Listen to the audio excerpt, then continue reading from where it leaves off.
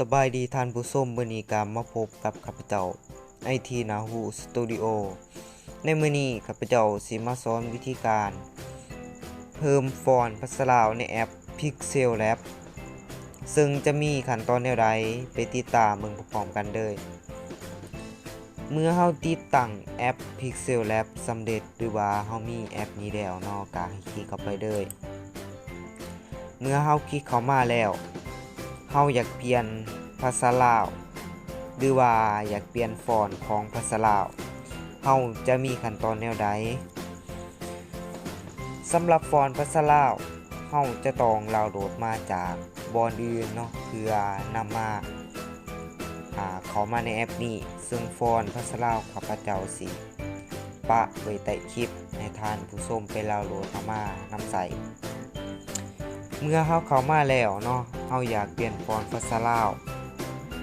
ให้ท่านผู้ชมเข้าไปที่สัญลักษณ์ตัว A ที่ข้าพเจ้าได้ซีอยู่ในขณะนี้เนาะให้คลิกเข้าไปหลังจากนั้นให้เฮาเลื่อนหาคำว่าฟอนต์ที่เป็นภาษาอังกฤษเนาะนี่เนาะให้ท่านผู้ชมคลิกเข้าไปเมื่อเฮาคลิกเข้ามาเนาะเฮาจะสังเกตเห็นฟอนต์ที่มีลายฟอนต์นี้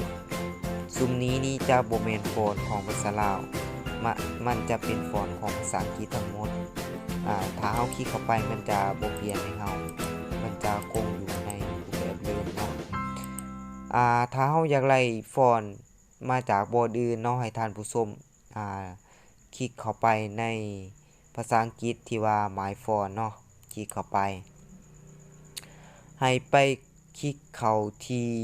รูปตัวที่นี้เนาะคลิกเข้าไป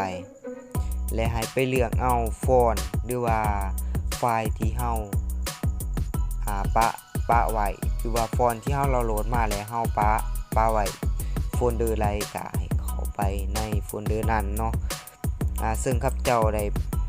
สร้างโฟลเดอร์ขึ้นมาเองเนาะ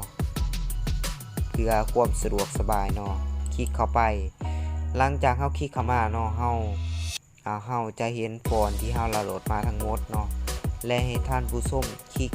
ไม้คลิกไปแล้วก็ให้เลื่อนลงไปจนหอดสุดเนาะมันจะไม้คลิกให้เฮาเองอัตโนมัติ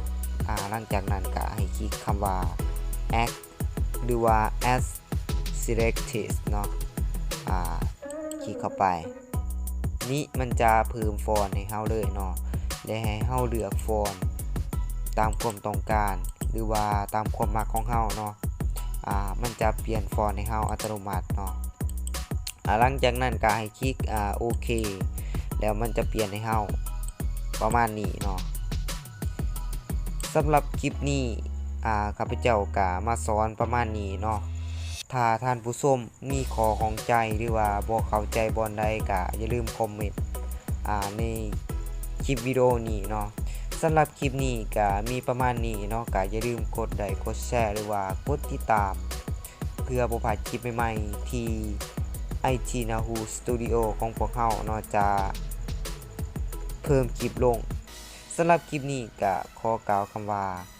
สบายดี